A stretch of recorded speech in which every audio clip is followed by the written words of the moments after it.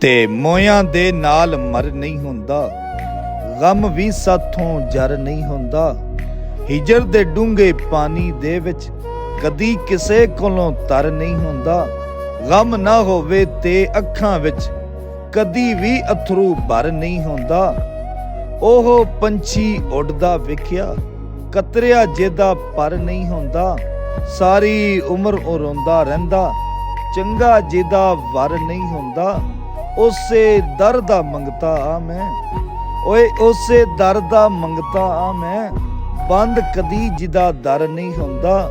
ਪੱਖੀ ਵਾਸਾਂ ਤਰਾਨੇ ਫਿਰਦੇ, ਕੋਲ ਜਿਨ੍ਹਾਂ ਦੇ ਘਰ ਨਹੀਂ ਹੁੰਦਾ।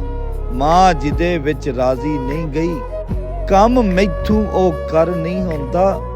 ਓਏ ਪੇਟੀ ਖੋਲ ਕੇ ਕੱਢ ਰਜ਼ਾਈ, ਪਾਲੇ ਦੇ ਵਿੱਚ ਠਰ ਨਹੀਂ ਹੁੰਦਾ।